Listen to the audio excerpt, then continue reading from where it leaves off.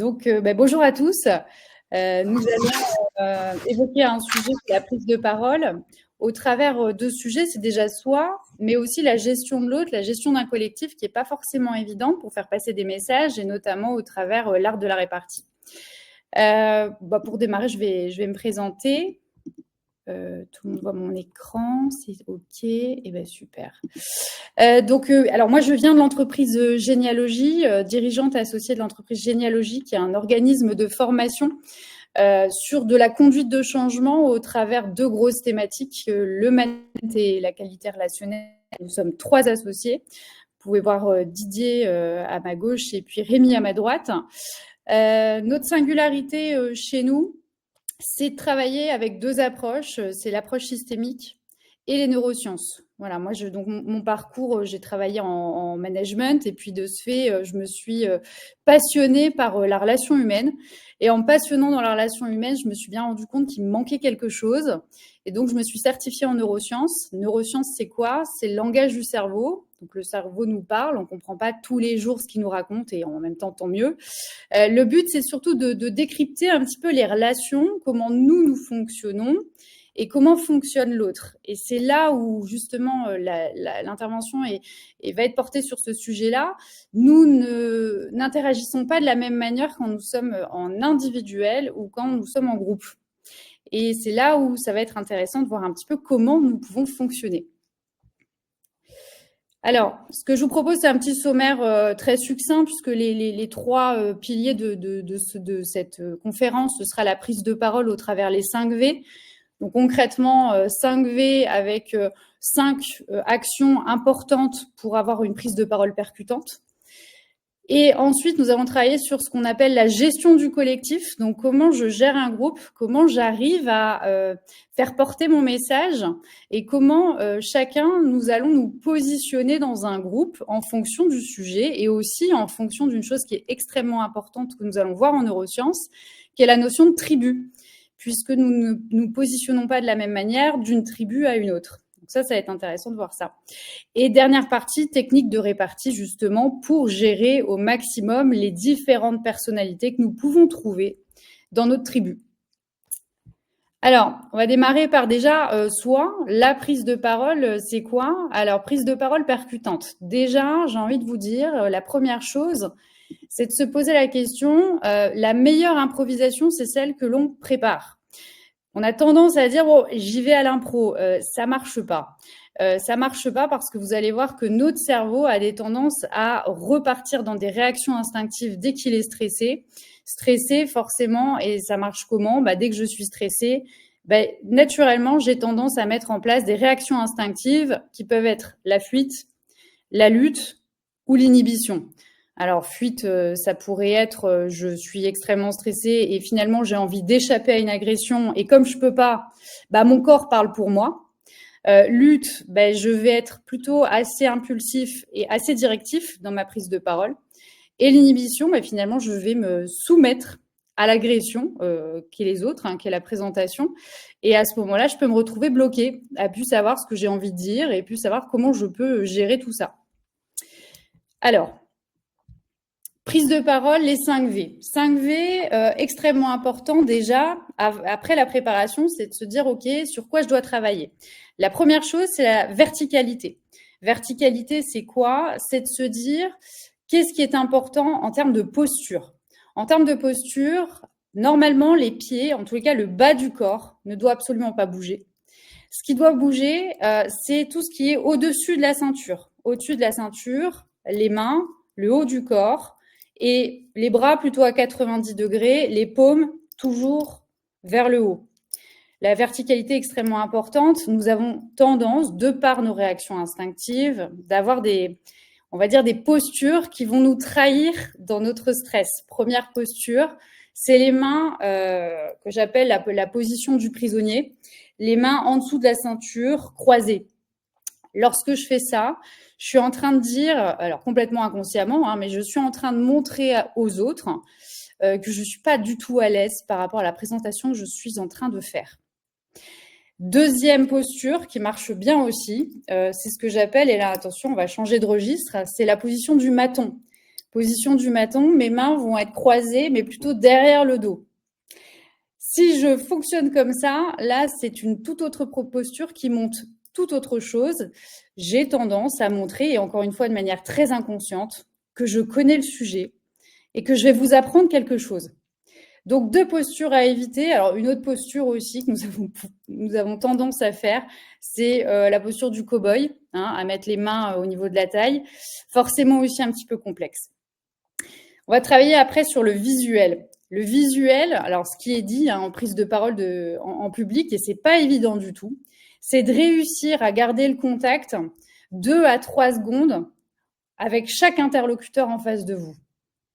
Le visuel est très important pour aller capter l'attention de chacun. Ensuite, on va travailler sur la voix. Alors la voix, pour que ça marche bien, la voix, forcément, ce qui va être important, c'est d'avoir de la modulation dans la voix, d'avoir des silences, se poser la question finalement quel message j'ai envie de faire passer et donc avoir du rythme dans la prise de parole. Ensuite, on va travailler sur le verbe. Le verbe, message court, clair, concis. Très important, c'est de réfléchir aussi à tous nos mots polluants. Mots polluants, alors ça c'est un automatisme du cerveau. Nous avons tendance à avoir des mots extrêmement polluants comme, il y en a qui sont assez en vogue, hein, et comme nous sommes connectés en mode Bluetooth, on a tendance à les reproduire. Du coup, en fait, voilà, ce sont des mots polluants qui peuvent, de ce fait, pareil, mettre des blancs et pas forcément efficaces dans la prise de parole. Vibration, c'est le plus important. La vibration, c'est est-ce que je crois à mon message? Comment je crois à mon message et est-ce que j'ai envie, quel message j'ai envie de porter? Quelle émotion j'ai envie de susciter? Bon, pour réussir à travailler sur tout ça, forcément, il y a le fond. Donc, dans le fond, ce qui est important pour réussir un pitch, mais après, on va travailler sur la deuxième partie qui, pour moi, est la plus importante. Le pitch, c'est déjà de réfléchir à c'est quoi ma phrase d'accroche. Une phrase d'accroche, forcément, bonjour et bienvenue dans la formation, c'est pas une phrase d'accroche. Phrase d'accroche, ça peut être une question, un chiffre, un pourcentage, une citation qui va se raccrocher au sujet et au message que vous voulez délivrer. Ensuite, forcément, on va réfléchir à comment je vais informer, quels vont être les faits, comment je vais pouvoir expliquer les choses en apportant de l'illustration. Et donc, on pourra aborder peut-être dans un autre webinaire la notion de storytelling qui est extrêmement importante, c'est quelle histoire je vais raconter au travers des exemples, des comparaisons, des analogies pour pouvoir le raccrocher à mon message. Le plus important dans un message, c'est la morale. C'est quoi la morale de mon histoire ? Qu'est-ce que j'ai envie de faire passer pour pouvoir ensuite démontrer quelque chose pour exprimer les faits et soigner ma conclusion. Conclusion importante comme l'introduction et la phrase d'accroche, puisque les neurosciences nous apprennent une chose, c'est que nous nous rappelons du démarrage d'une prise de parole et nous nous rappelons de la fin d'une prise de parole. Donc, les deux éléments les plus importants à soigner, phrase d'accroche, introduction et conclusion. Ça, ce sont les messages clés. Alors, ça pourrait être intéressant de travailler un petit peu sur la notion de storytelling, même au travers des sujets, pas forcément des sujets du travail du quotidien, mais même des sujets très, très, très abstraits pour se rendre compte que finalement, peu importe le sujet, le storytelling permet d'avoir de l'impact sur de la prise de parole en public. Ce qui est le plus intéressant, et là on va y venir, parce que la prise de parole, vous l'aurez compris, c'est déjà ma préparation, mon pitch. Donc déjà, c'est se gérer soi, c'est la préparation pour travailler sur ses réactions instinctives. Et le plus important, c'est ensuite de comprendre un petit peu la réaction des autres. Puisque moi, je suis porteur d'un message, mais comment j'arrive à faire en sorte que les autres puissent comprendre le message et envie de s'intégrer dans le projet. Et ça, c'est pas forcément évident. C'est jamais évident parce que nous nous comportons différemment lorsque nous sommes en groupe. Et vous le savez, alors, pour vous expliquer un petit peu, Le cerveau a 4 gouvernances. La première gouvernance, qui est la plus importante, c'est la réaction instinctive. Dès que je suis face à une difficulté, forcément, mon cerveau, qui ne sait pas faire la différence entre stress et survie, va faire quoi? Il va fuir, il va lutter ou il va être dans l'inhibition.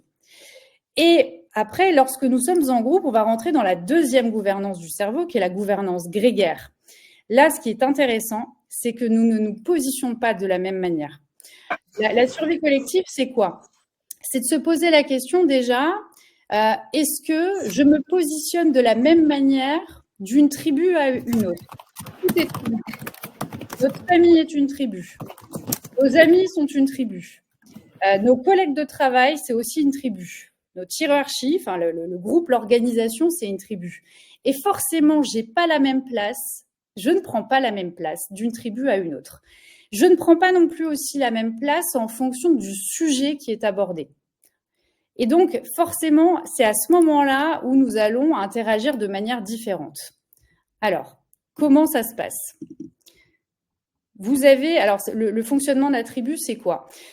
Finalement, il y a 2 axes bien importants à comprendre. C'est déjà de se dire la confiance en soi au sein de la tribu. D'accord? Est-ce que j'ai grande confiance en moi ou est-ce que j'ai pas de confiance en moi, en tous les cas, au sein de cette tribu-là?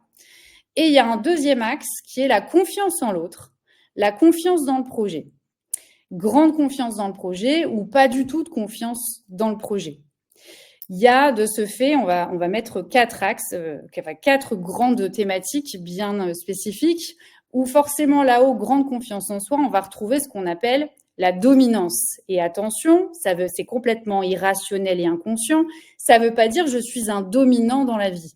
Ça veut tout simplement dire que dans cette tribu-là, il est possible que je sois plus dominant.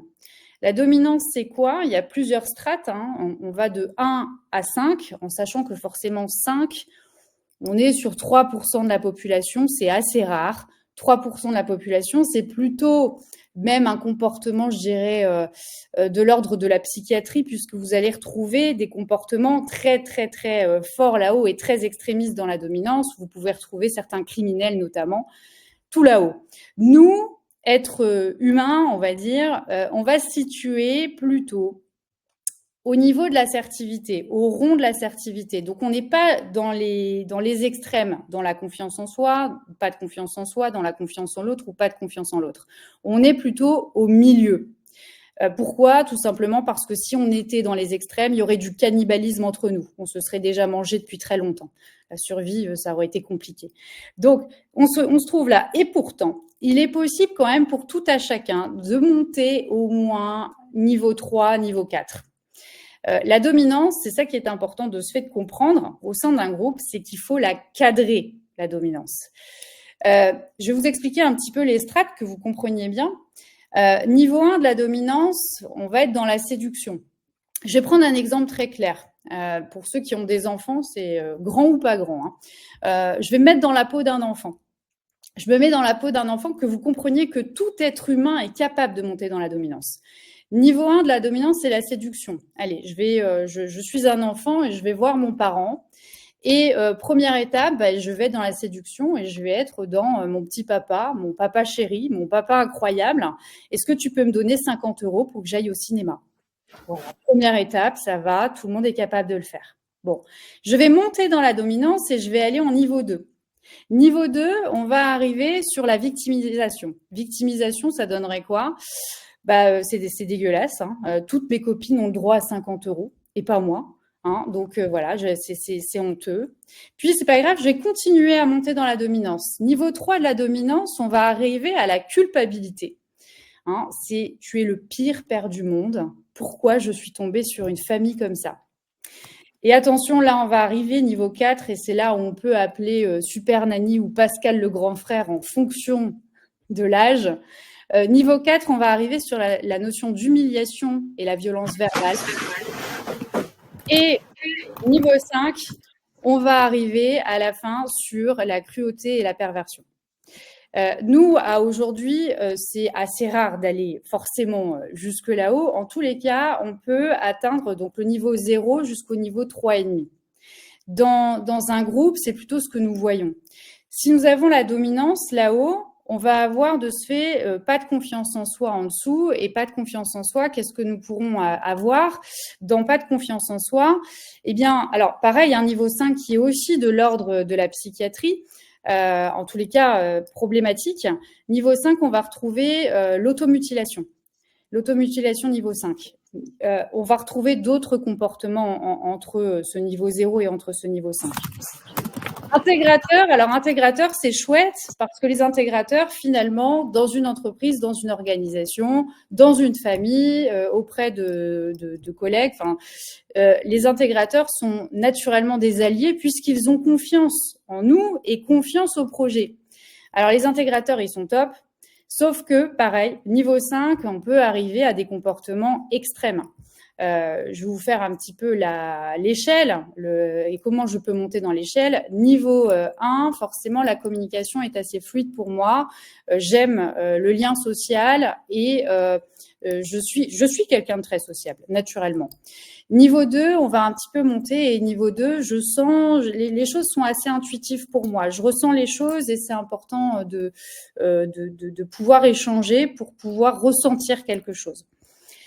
On va monter, niveau 3, niveau 4, vous allez pouvoir retrouver, et c'est là où les comportements commencent à poser problème, c'est que c'est tellement intuitif pour moi que je comprends facilement les choses.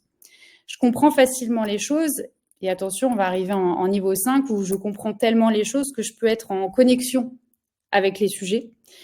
Et donc, comme je suis en connexion avec les sujets, eh bien, naturellement, nous pourrions tomber sur des comportements comme les chefs de secte, ou les gourous.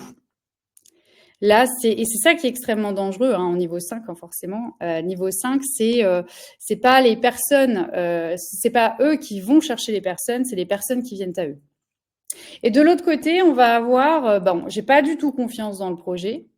Et donc, comme j'ai pas du tout confiance dans le projet, on va retrouver ce qu'on appelle les marginaux. Les marginaux, alors dans une entreprise, on va plutôt trouver ce qu'on appelle des méfiants par rapport au projet. Mais pareil, si on monte au niveau 5, à votre avis, qu'est-ce qu'on pourrait retrouver en niveau 5 en extrême si j'ai pas du tout confiance dans l'autre ou si j'ai pas du tout confiance dans l'organisation? Qu'est-ce qu'on pourrait retrouver selon vous?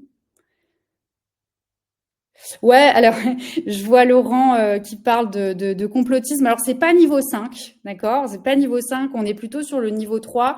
En tous les cas, niveau 5, oui, on va retrouver la paranoïa. On va retrouver, Vivien l'a dit, la paranoïa, on la retrouve à ce niveau-là. Donc ça, c'est de comprendre un petit peu tout ça. Alors, ce qui est intéressant, c'est que en fonction de la tribu ou en fonction du sujet, eh ben, on peut tous avoir des comportements dans les dominants, intégrateurs, soumis ou marginaux. Ce que nous allons retrouver dans les entreprises et dans les organisations, plutôt, là, on s'est amusé un petit peu à revoir les comportements que nous pourrions retrouver. Dans la notion de dominant, on va retrouver forcément les leaders. Alors attention, à dominance, il y a un côté extrêmement bénéfique aussi. Le bénéfice du leader dans un groupe, ça pourrait être quoi ?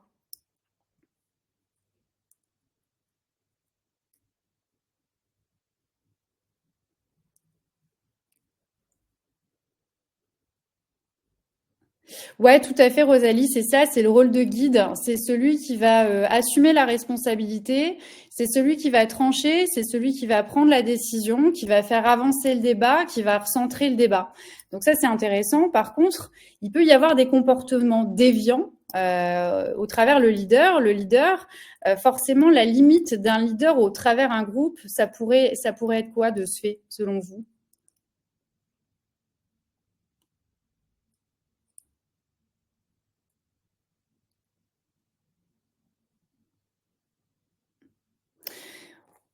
Ouais, oui, l'envie de tout contrôler, imposer, en tous les cas, ne pas écouter les doutes, les objections, les expertises et pas laisser de la place à certaines personnes, effectivement. Alors, ça qui est intéressant aussi, c'est de comprendre ça, c'est que quand vous avez des dominants dans une organisation, et forcément, il y en a en fonction de la tribu ou du sujet, forcément, ils vont aller chercher qui pour avoir ce rôle de leader. Qu'est-ce qu'ils vont chercher dans la survie collective ? Ouais, ils vont aller chercher les suiveurs. Ils vont aller chercher les suiveurs. Et ça, c'est extrêmement intéressant. C'est de voir un petit peu les groupes dans la survie collective au travers différents sujets. Si je prends le sujet, par exemple, allez, on va prendre un gang. On a un chef de gang. Le chef de gang, forcément, c'est le dominant. Et vous avez le numéro 2, qui est le bras droit du chef de gang. Finalement, il est suiveur. Il est suiveur et il est numéro 1, il est bras droit. Donc, il est au service du dominant. Donc, les dominants, et c'est encore une fois complètement inconscient, c'est pas du tout conscientisé pour nous, le dominant va aller chercher le leader. Et le leader, le soumis, pardon. Et le soumis, lui, va chercher l'approbation du leader. Donc, le leader, le risque, c'est qu'il laisse pas trop de place aux autres. Et donc, dans une organisation, ce qu'on peut retrouver dans la dominance et dans les dominants, on va retrouver des leaders. On peut retrouver ce que j'appelle le zapper fou. Alors, le zapper fou, encore une fois, comportement très inconscient, alors parfois conscient. Le zapper fou, son comportement, c'est quoi? Alors là, c'est le king du king dans la réunion. C'est celui qui va montrer que finalement, le sujet n'est pas la priorité, parce qu'il a aussi d'autres priorités à gérer. Je vous donne un exemple, quelqu'un parle, par exemple Eva. Eva, est-ce que tu peux faire une phrase de présentation où tu prends un sujet? Oui, bien sûr. Donc là, aujourd'hui, on est là pour voir un petit peu, pour parler des chiffres de l'année dernière. Oui. Et discuter aussi. Ça marche, ok, on fait Oui. comme ça, très bien. Eva, tu peux reprendre par contre, parce que j'ai pas tout compris et Oui. j'aimerais bien c'est important, Oui, parce bien que sûr. c'est pas clair pour tout le monde. Voilà. Alors ça, c'est un comportement de zapper fou. Le zapper le zapper fou, il est en train de... Alors, pour que vous compreniez, alors moi j'ai 2 enfants, que vous compreniez que le zapper fou, on est tous capables de le faire. Tous capables de le faire. Vous savez, c'est votre enfant qui vient vous voir et qui vient vous parler de quelque chose et on est en train de faire quelque chose à côté. On lui dit oui, on lui demande qu'il continue, mais en lui disant qu'on l'écoute.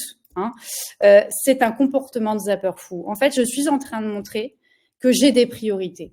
Et lorsque je montre ça, forcément, ça déstabilise l'autre. Donc, le zapper fou, c'est le premier comportement qu'on peut trouver en groupe dans la survie collective. Vous avez ensuite ce qu'on peut appeler, attention, on l'a tous été aussi, j'ai choisi des mots forts, mais c'est fait exprès parce que pour vous montrer que nous sommes dans la capacité à mettre en place ce genre de comportement. Oui, Tony, c'est un manque de respect en soi et je suis en phase. Et c'est inconscient. Alors, je travaille avec différents secteurs d'activité, je vais vous en donner quelques-uns, mais la SNCF, mais généralement, là, en ce moment, je travaille beaucoup avec les plateaux téléphoniques. Les plateaux téléphoniques, vous avez des managers qui ont un casque sur les oreilles, qui sont en train de gérer plusieurs choses. Et quand vous avez des conseillers qui viennent voir leur manager en disant « Est-ce que je peux te parler d'un sujet ?» et qui continuent avec leur casque sur les oreilles en leur demandant « Vas-y, je t'écoute. » En gros, je fais 2 choses en même temps. Malgré nous, on devient zapper fou. Et oui, pour l'autre, c'est perçu comme un manque de respect. Le deuxième comportement qu'on a, c'est l'autoproclamé expert. Autoproclamé expert en fonction du sujet, vous pouvez avoir des autoproclamés experts. Le comportement d'un autoproclamé expert, c'est quoi? Il connaît tout. Il sait tout, il le sait déjà. Et forcément, la difficulté d'un autoproclamé expert, c'est que c'est aussi complètement inconscient, mais il va avoir tendance à faire freiner le groupe parce qu'il va vouloir prendre le sujet en main et pas forcément laisser la place aux autres pour montrer qu'il sait. Ensuite, vous aurez ce qu'on appelle le pointilleux. Le pointilleux, c'est quoi? Le pointilleux, c'est celui qui a besoin de poser plein de questions sur de l'ordre du détail, mais qui a besoin d'avoir des renseignements et des informations tout de suite, maintenant. Donc, c'est pareil, c'est un comportement que nous voulions ou non qui est complètement inconscient, mais dans ce cas-là, je me positionne plutôt dans les dominants. Après les dominants, on va avoir donc les soumis. Les soumis, dans les suiveurs plutôt. Alors, les suiveurs, on va avoir l'observateur. L'observateur qui a tendance à regarder, à analyser les choses, mais qui ne s'exprime pas pour autant. On aura le fuyant. Alors, le fuyant, c'est celui qui fuit complètement votre regard, qui a tendance à prendre beaucoup de notes, mais on ne sait absolument pas ce qu'il pense. Et l'approbateur. L'approbateur, le perfectionniste dans la partie dominante, oui Tony, oui on peut l'avoir, c'est celui qui a besoin absolument d'être dans la rigueur. Vous savez, celui qui va contester un chiffre ou voir une faute d'orthographe sur votre présentation, mais de le dire dans le groupe. Oui, c'est important et dans ce cas-là, inconsciemment, on se positionne là-dedans. On va avoir ce qu'on appelle les approbateurs. Alors, les approbateurs, ils sont top parce que quand vous parlez, ils ont tendance… Alors, on l'a tous été, hein. Moi, je me rappelle la dernière réunion parents-prof, je pense que j'ai été approbatrice. C'est le sujet où quelqu'un parle et vous savez, c'est un petit peu le chien sur la plage arrière de la voiture où, voilà, on dit oui. Oui, voilà. Sauf que la difficulté, c'est que si le leader prend la place et prend votre place et au-dessus, finalement, dans le leadership, eh ben, l'approbateur, il va arrêter de vous approuver et il va aller approuver l'autre. Donc ça, ce sont les difficultés. Alors, si je reprends les dominants. Dominance, ce qui est important, ce sera de cadrer la dominance. Cadrer la dominance sans frustrer et sans humilier le dominant devant le groupe. Donc, c'est comment j'arrive à lui laisser l'opportunité de s'exprimer tout en cadrant sa dominance. Comment je lui laisse une partie du sujet finalement, mais je reprends la main. C'est moi qui vais lui demander d'intervenir sur quelque chose. Et c'est pas l'inverse. Sur les suiveurs, observateurs, fuyants, approbateurs, là, ce qui va être intéressant, parce que dans une réunion, finalement, on ne les voit pas. Et pour autant, ils ont une place extrêmement importante dans la survie collective. Allez les chercher extrêmement rapidement avec des questions pour qu'ils puissent très rapidement être de votre côté dans le projet et pas aux côtés des dominants. Sur les intégrateurs, génial, vous avez des alliés. Alors les alliés, ils sont top parce que ce sont un peu vos conciliateurs et vos médiateurs. C'est ceux qui ont envie de faire avancer le sujet. Donc, ils vont recentrer, ils vont vous donner des clés pour avancer avec le groupe. Et dans les intégrateurs, on va avoir ce qu'on appelle aussi le creative rêveur. Alors moi, le creative rêveur, je l'adore. Et pour autant, lui aussi, il peut faire freiner votre prise de parole et faire freiner le groupe, puisque le creative rêveur porte très bien son nom. Le creative rêveur, ce qui va avoir tendance à faire, c'est quoi? C'est de donner plein de solutions. Vous savez, je sais pas, on crée une animation, il peut dire, voilà, moi j'ai vu qu'il y avait de la place un peu dans les couloirs, ce qu'on pourrait faire, c'est un karting. On pourrait faire un karting, ça peut être chouette, comme ça il y aura de l'animation. Le creative rêveur porte bien son nom, il a plein d'idées, 1000 à la seconde. Pour les creative rêveurs, le risque du risque, c'est de les stopper dans leur créativité parce que vous voulez avancer et de leur dire, bah, écoutez, non, là, c'est pas le sujet, on va revenir sur notre sujet ou non, là, on va peut-être un petit peu trop loin, donc on va revenir. Si vous faites ça, la difficulté, c'est que le creative rêveur peut passer du côté obscur de la force et de partir du côté des marginaux et de créer un autre projet où là, il va pouvoir être creative rêveur. Donc, les creative rêveurs, ce qui est important, c'est de les cadrer en leur disant que c'est des super idées, ce sont des choix d'idées. Et pour réussir à travailler sur ces choix d'idées, c'est de leur dire, écoute, moi, ce que je te propose, c'est que tu puisses voir un petit peu la faisabilité du projet en réfléchissant aux objectifs, aux méthodologies du projet, au timing, aux moyens que tu vas mettre en place, forcément au coût. Enfin, vraiment cadrer le sujet pour que vos creative rêveurs puissent se pencher eux-mêmes sur leur créativité, soit à la fin se rendre compte que ouais, je suis allée peut-être un peu loin, soit prioriser, se dire en fait, je vais aller que sur une idée. Ensuite, vous aurez du côté marginaux, et donc là, c'est le cœur un peu du sujet, puisque forcément, les marginaux vont être méfiants et n'ont pas forcément envie de croire au projet ou n'y croient absolument pas. Et dans les méfiants, vous allez retrouver ce que j'appelle le contradicteur né.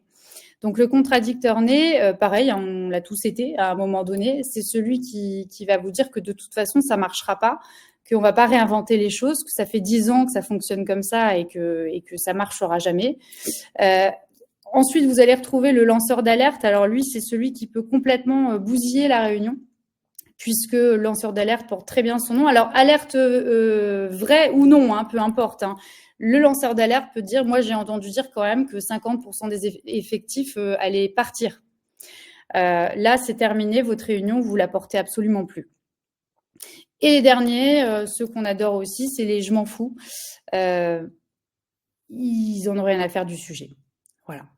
Donc, les méfiants, ce qui est important. Donc, pour les dominants, on l'a dit, c'est de ne pas justifier. J'irai après parce que j'ai entendu des phrases qu'on peut se servir.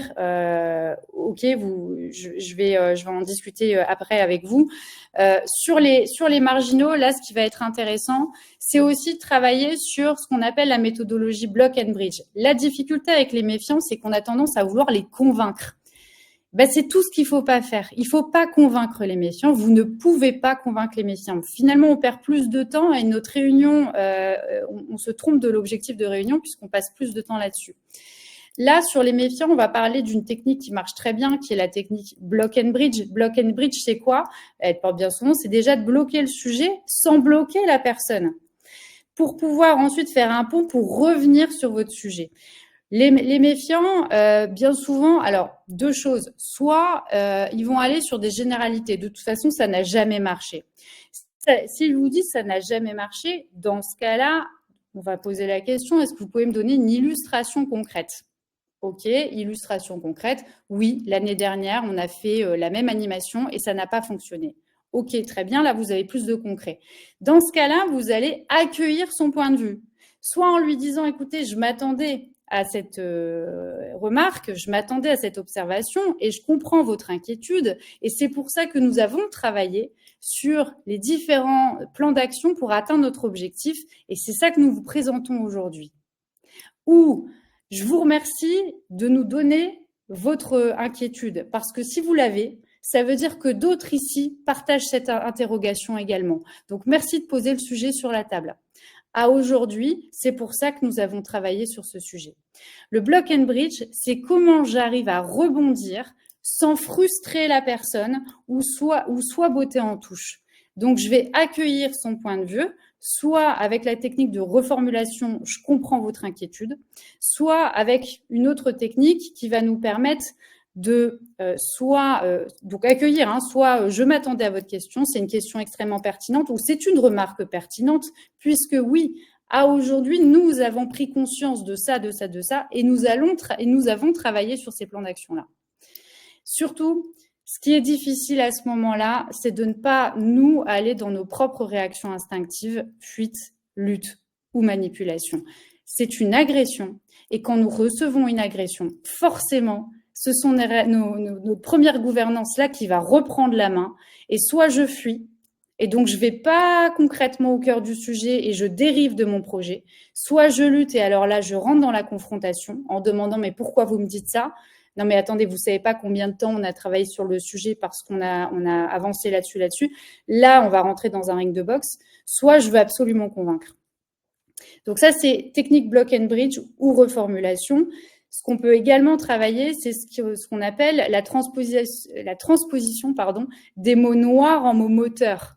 Les mots noirs en mots moteurs, vous avez des mots noirs comme forcément qui vont vous dire, puisque leur objectif c'est de dire que votre projet est une erreur, justement le mot erreur. Comment je peux retransposer le mot erreur en mots positifs pour rebondir sur le sujet?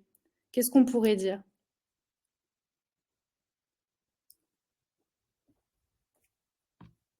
C'est un apprentissage, super, très bien. C'est un problème. Qu'est-ce qu'on pourrait dire? De toute façon, votre truc, c'est un problème.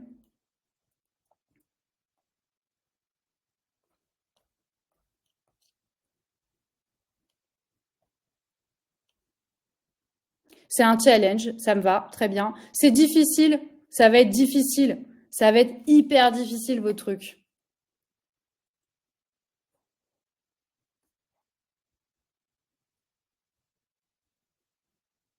Ça va être challengeant, ouais, c'est très bien. Ça va être challengeant, ça va être enrichissant, on va travailler sur un enrichissement. C'est un échec, de toute façon, votre projet a été un échec. Donc, on va faire block and bridge. D'abord, je comprends vos inquiétudes et aujourd'hui, ce que nous avons vécu, c'est une tentative, c'est une expérience. Ok, très bien. Donc ça, c'est extrêmement important aussi, c'est de travailler de ce fait sur ces trois techniques-là. La première technique, c'est la reformulation. Quand quelqu'un nous lance une attaque, forcément, on a tendance à rebondir. Comment je rebondis? Soit je me justifie, alors la justification qui part très très rapidement. Et ça, les dominants adorent ça. Plus vous vous justifiez avec un dominant et plus ils vont choper toutes vos justifications pour les retourner contre vous. Ou soit je tente de convaincre. Donc, c'est de sortir de ces deux actions que nous avons tendance inconsciemment à mettre en place très rapidement. C'est de se dire, OK, comment je reformule son besoin, puisqu'il me dit que mon projet est nul. Je comprends que le projet ne vous a pas convenu. Et c'est pour ça qu'à aujourd'hui, nous avons travaillé sur ce sujet-là, ce sujet-là, ce sujet-là.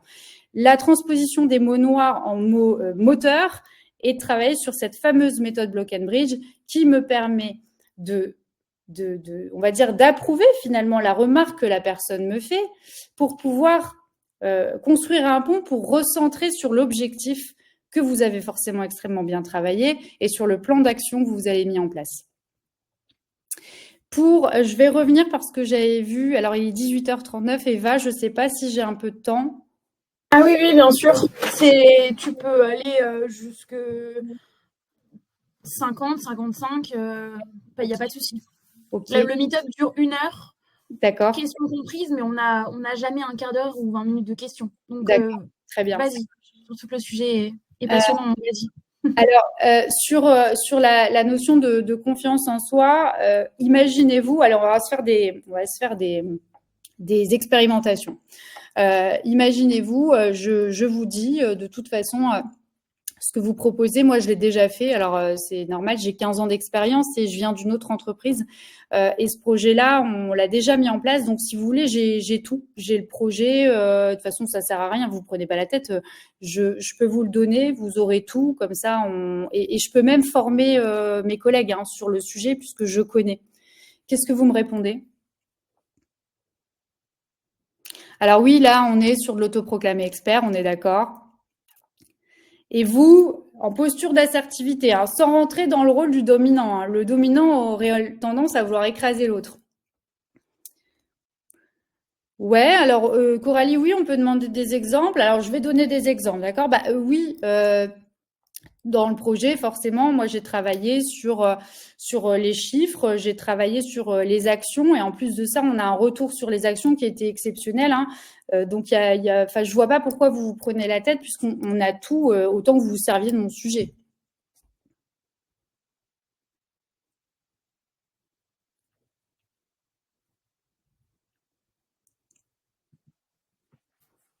On peut peut-être lui proposer de rejoindre, de le remercier, tout ça, et lui dire, nous aussi, du coup, nous aussi, on a travaillé sur le projet, et peut-être de l'impliquer, de lui proposer donc de rejoindre le projet, ouais, de l'intégrer, comme dit Coralie. Ouais, alors j'aime bien dans la réflexion de Coralie et intégrer comment on peut l'adapter et intégrer tout le monde. C'est ça la difficulté, c'est que forcément, le risque serait d'accepter, de se dire bon ok, je prends. Là, c'est plutôt de dire ok. Et dans ce cas-là, c'est de le remercier. On peut très bien le remercier en disant c'est chouette parce que je vois que vous êtes extrêmement investi et que vous avez envie de travailler sur le projet. Aujourd'hui, justement, on va pouvoir mobiliser votre expertise et votre expérience. Moi, ce que je vous propose, c'est de pouvoir travailler sur ce sujet et donc de cadrer la dominance sur un sujet. Aujourd'hui, forcément, le projet a évolué en fonction du contexte, en fonction de notre secteur d'activité. Donc, le projet reste inchangé. En revanche, oui, vous pouvez intervenir sur un sujet. Et ça, c'est important, c'est vraiment de réussir à cadrer cette dominance. Je prends souvent l'exemple des enfants, puisque chaque survie collective est différente. Et c'est intéressant parce que si vous avez vous-même des enfants, et si vous en avez plusieurs, chaque enfant se positionne différemment sur la survie collective. Forcément, quand une place est prise, l'autre enfant va prendre une autre place. Et c'est complètement logique. Ou alors, vous avez ce qu'on appelle le combat des titans. Si vous avez deux dominants et qui veulent absolument avoir la place de dominant, forcément, là, ça part un peu en guerre. Dans une entreprise, dans un groupe, lorsque vous avez un dominant et qu'un autre dominant arrive, là, pareil, guerre des titans. Et lorsque un dominant plie, à votre avis, qu'est-ce qu'il fait, celui qui plie ? Il va faire quoi ? Se soumettre ? Alors, il va bouder au démarrage, il va se soumettre au démarrage, mais vraiment à la fin, il fait quoi ? Alors oui, il peut faire un caprice, mais se désengage ? Ouais, ils se désengagent, voire ils changent de projet. Et c'est ça qui est extrêmement fou, hein. C'est un peu, allez, si on se le fait en mammifères, puisqu'en fait, on est des mammifères très bien connectés, hein. Il faut s'imaginer que dans les 4 gouvernances que nous avons, l'instinctive, donc reptilienne, et la grégaire, tous les mammifères ont la même que la nôtre. Ce qui est chez les mammifères, lorsqu'il y a 2 dominants, forcément, il y en a un, celui qui se soumet va devoir changer de tribu. C'est extrêmement rare qu'un dominant devienne suiveur du dominant. C'est très, très, très rare. Donc là, c'est intéressant, c'est de se rendre compte aussi, donc dans une tribu, chaque comportement est différent. Et nous pouvons avoir des comportements bien ancrés à ce moment-là en fonction de la tribu dans laquelle on est. Moi, je prends toujours l'exemple de mes enfants. Alors moi, j'en ai 2.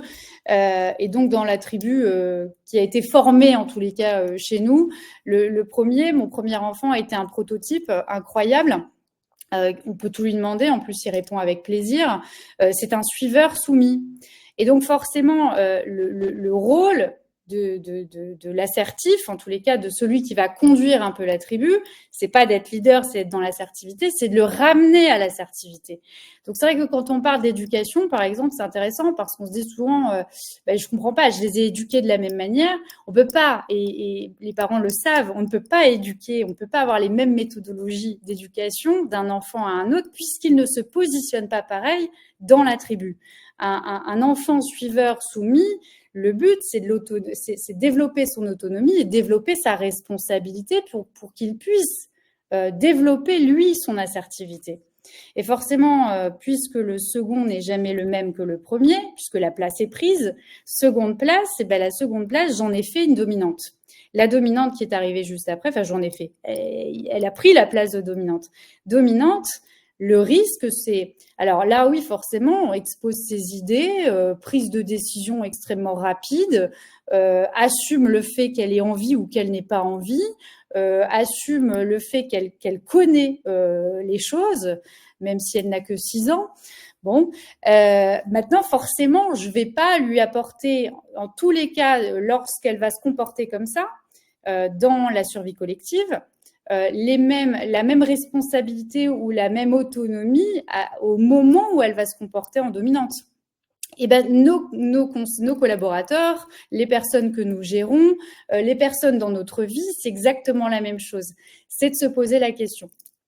Comment la personne se positionne. Pour le savoir, c'est déjà de réfléchir aux axes. Alors après, il y a des micro-comportements. Là, je vais avoir des difficultés à vous en parler parce que le timing est court et c'est un module qui dure normalement 3 jours. C'est de comprendre que il y a des micro-comportements aussi associés à chaque place dans la survie collective. Mais déjà, ce qui est intéressant, c'est toujours de se poser la question, est-ce que la personne dans le groupe a confiance en elle ou est-ce qu'elle n'a pas confiance en elle? Ce qui n'est pas du tout lié à la confiance dans la vie, hein, ça n'a absolument rien à voir, hein, c'est très irrationnel et très inconscient. Et est-ce que la personne a confiance dans le groupe ou est-ce qu'elle n'a pas confiance dans le groupe? Déjà, on peut réussir à se positionner. Je vais quand même sortir de la notion de caricature parce qu'on n'est pas des caricatures. Que vous compreniez une chose qui est extrêmement complexe, c'est que le cerveau, lorsqu'il se met dans un contenant, il reste dans un contenant. Donc, en fonction des sujets, en fonction des difficultés, forcément, mon cerveau va réagir soit de manière instinctive, soit rentrer dans la gouvernance grégaire quand il est en groupe et qu'il a des choses à porter, ou alors il va rentrer dans ce qu'on appelle la gouvernance émotionnelle, où là c'est toute notre histoire, nos blessures, nos valeurs, nos croyances, nos écorchures. Et la dernière, qu'on exploite très rarement, on exploite à 2 à 3% et pas plus, c'est la gouvernance adaptative, qui est la seule gouvernance consciente, donc qui est chouette parce que c'est celle qui nous permet d'avoir la meilleure réponse et la réponse la plus adaptée. On la mobilise très peu, puisque naturellement, notre cerveau fonctionne à 98% en automatisme. Donc, on la mobilise peu. On la mobilise lorsque je suis dans de la créativité, lorsque je suis dans de la prise de recul, lorsque je suis dans la recherche d'autres méthodologies pour changer un petit peu le résultat. Là, je vais la mobiliser. Mais sinon, on ne la mobilise pas. Donc, ces comportements-là, vont être irrationnels, inconscients. On est capable de tomber dans l'instinctif, dans l'émotionnel ou dans la grégaire. Dans la grégaire, ce qui est intéressant, c'est vraiment de se poser la question, finalement, comment moi j'arrive à développer mon assertivité au sein du groupe sans moi-même me positionner en dominant, en intégrateur, en marginal ou en soumis, pour ensuite comment je fais pour ramener l'ensemble de mes participants vers l'assertivité. Donc, pour résumer, les dominants, ne pas se justifier. Et pour ne pas se justifier, eh bien là, c'est de cadrer la dominance avec des messages courts, clairs et très concis. Je leur remercie, je recentre sur mon objet de formation en l'intégrant sur une partie de mon intervention. Mais c'est moi qui gère. L'intégrateur, forcément, il a mis l'idée à la seconde. En tous les cas, les créatifs rêveurs, c'est de leur proposer, de les responsabiliser sur les idées qu'ils portent, sans les frustrer et sans leur dire c'est comme ça que vous devez faire ou non, là vous allez trop loin, c'est pas le sujet. Sinon, vous allez les brider et je peux vous assurer que c'est le gros risque. Vos alliés peuvent très rapidement devenir alliés d'un autre contre-projet, enfin très gros projet pour eux, mais contre vous. Les soumis, allez les chercher rapidement. C'est intéressant de voir un petit peu et d'observer au démarrage dans la conduite de réunion, puisque les soumis, ils portent très bien leur nom. En tous les cas, les suiveurs, on les voit pas. On les voit pas puisque forcément, marginaux, intégrateurs, dominants, ils prennent toute la place. Donc, on les voit pas. Allons les chercher rapidement pour pas qu'ils soient contre finalement le projet. Posez-leur des questions. Allez les chercher sur qu'est-ce que vous en pensez. Vous me dites que, je vois que vous êtes extrêmement, je pense aux approbateurs, je vois que vous êtes réjouis du sujet et du projet. Comment vous voyez les choses? Qu'est-ce que vous avez envie de porter? Moi, je vous verrai bien sur ce sujet-là. Est-ce qu'on peut se voir sur ce point-là après la réunion? Vous allez les chercher. Les marginaux, ne rentrez pas dans le jeu de « il faut que j'arrive à le convaincre ». Et c'est le plus gros travail. Alors, je sais que, c'est le plus gros travail. C'est de travailler sur cette méthodologie de Block and Bridge. C'est de recevoir l'action, mais en approuvant finalement ce qu'il est en train de raconter, puisque s'il le dit, c'est que c'est important pour lui. Donc, c'est de le remercier, c'est de lui dire que vous vous attendiez à cette question et c'est pour ça que c'est de lui dire que c'est chouette qui pose ce sujet sur la table maintenant parce s'il a des inquiétudes et s'il a des doutes, c'est que forcément, il y en a aussi peut-être d'autres qui l'ont. Et à aujourd'hui, c'est pour ça que vous avez travaillé sur ces sujets-là. Et les dominants, je vous l'ai dit, sortons de la justification. Merci Laura. Tu avais d'autres slides à nous montrer ou... Est-ce que j'ai d'autres slides? Oui, c'est ce que je vous dis un petit peu. Dominant, stop la justification. Marginaux, arrêtons de vouloir convaincre. Ne pas dire que les idées sont irréalistes pour les intégrateurs ou ne pas couper l'herbe sous le pied en se disant il faut que j'avance, ils prennent trop de temps. Et les soumis, il faut les voir. Le type, c'est un petit peu aussi avec les pointilleux. Au-delà de ça, ce qui est intéressant, c'est aussi de leur proposer ils ont plein de questions qui peuvent être pertinentes finalement pour le sujet. Et dites-leur que ce sont des questions pertinentes et qu'à aujourd'hui, vous n'avez que 30 minutes pour présenter quelque chose. Donc, ce que vous pouvez lui proposer, c'est de noter toutes ces questions pour que vous puissiez venir sur ces sujets-là par la suite, puisque s'il se pose ces questions-là, forcément, ça intéressera l'ensemble du groupe pour avancer dans le projet. Okay. Voilà. Alors, merci Laura. Si vous avez d'autres questions et informations, je vous ai mis mon adresse mail et le site de notre société. Voilà.